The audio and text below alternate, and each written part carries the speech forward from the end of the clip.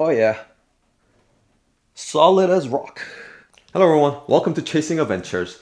Today we're going to be installing OpenRoad bed rack system on the 2025 Ram 1500 Rebel. So I was actually going to put a camper shell on my truck, but I kind of like the versatility of a rack system so that I could put my San Dimas rooftop tent and my 270-degree awning on back on the truck. But I also wanted an adjustable rack, so if I need to change my setup later, I could easily do so without buying another rack. And something that could be mounted on a T-track because, if I'm going to keep a bed rack system like this, I eventually want to install a tonneau cover. And if you have a bed rack system like this, you can't really put a tonneau cover unless it can be mounted on a T-track, as long as you get the tonneau cover with the T-tracks. And something that was universal for any truck in case I get a new truck down the road, and something that wasn't going to break my bank. So after looking at most racks on the market, I saw that OpenRoad had one that fits my requirements. And I worked with them before, so I reached out to them and they gladly provided one for me to test and share it with you guys. So here it is. So first, let's unbox it, see what's all included, talk about the specs, install it on the truck, and I'll have my final thoughts. All right, so here's all the parts, and it was pretty well packaged in the box. So first, we have 4 main body frame, 2 side spreader bars, 2 crossbars with 2 rubber gaskets, and 4 end caps, and 4 base plates, 4 protective rubber gaskets, 8 mounting brackets, and it comes with all the necessary hardware to mount the bed rack, and the instruction manual. And it has black powder coating finish to prevent rust or corrosion. And everything seems to be very well made, and the height can be adjusted from 13.7 inches from the base all the way up to 23 inches, and the max width is 65 inches, and length can be adjusted from 41.7 inches all the way to 55.9 inches. So it'll work with most trucks from compact size to full size, and the maximum load rating is 660 pounds. And it weighs just under 62 pounds. And the roof bar has a T-tracks also, so you could easily mount any accessories to it. So now that's out of the way, let's install it on the truck.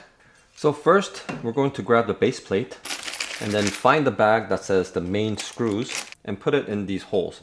But there are a total of 4 holes here. So what you need to do is you need to figure out which way this is going to be mounted on. And you want to correlate those holes with the main body, since there are only 3 holes on the main body. And you want to put the main body with the logo facing out and this crossbar facing inwards. So put one here and put one here. Next, grab your protective rubber gasket and put it on the base plate like this. And there are these nibs that will go into the holes here. So once you have it all done, put it on the bed frame like this. Next, grab your mounting bracket and a bag that says body and gantry linked to the screws. And in the bag, you're going to find a shorter screw and a taller screw. So then put the shorter screw onto this hole, like that. And then put the taller screw in through this hole. And this other side is threaded, so you're going to be screwing it onto that threaded hole. But first, we're going to put a washer and then slide that in. Now they're powder coated, so yeah, we're going to need a Allen wrench, which they also include. And just kind of work at it and start tightening it. Now, if you already have a tonneau cover with T-tracks, you don't need to use this. All you have to do is put the T-bolts onto the T-track, slide them in, put the base plate, and then put the main body bracket on top of this, and you're good to go. But since I don't have a tonneau cover with T-tracks yet, I need to use this. So after you have it tightened, put it in here and line it up with the holes here. And there are 3 holes, so just depending on your setup, just align it with the correct corresponding hole. And then grab your smaller or shorter screws, put them through, and then we're going to grab a smaller washer, the locking washer, and a bolt. And then we have to do that onto this side as well. And then you could firmly lock this in place. So when you're locking these up here, make sure you have some tension going out like this. And then this part, I think I'm gonna leave it loose just because I want to make sure that I have everything aligned correctly, and then tighten them. Put the main body frame, grab a washer, locking washer, and a bolt. and tighten them down. Actually, they provide you a 15, but I think it's 14. That doesn't seem right. It's a bit loose. Anyways, so after those are tightened, you could put these end caps. So we're pretty much done with the first one, and all we have to do is repeat these 3 more times. Okay, so once all the brackets are installed, we're going to install the crossbar now. And you need this bracket. Just slide it into the crossbar like this. And we're going to line up the holes on the main bracket. And then we're going to grab the included screw, lock washer, and a washer. And then there's 2 of them, so we need to put one here and one here. And you could use your Allen wrench, grab it in place, and just line it up like that. So now after the roof bars are installed, we can now go ahead and slide the rubber gasket. Now after that, we have to put the end caps. However, we might have to trim a little bit of the rubber gasket because there's actually a hole that goes all the way through. So we have to put this on here and put a screw through this, but this is in the way, so I just have to cut it a little bit.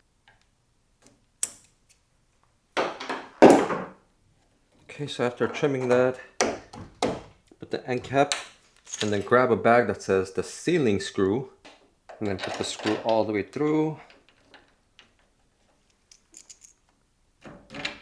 There we go.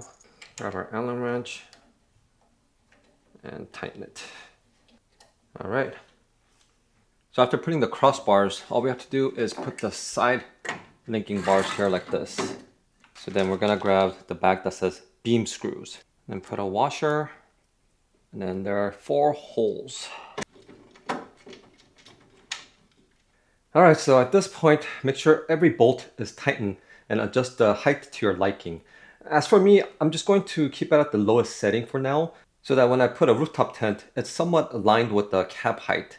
So it's more aerodynamic, but that means the back of the rooftop tent is going to be sticking out further. So I don't know, we'll see if I like it or not, because I could always adjust it later.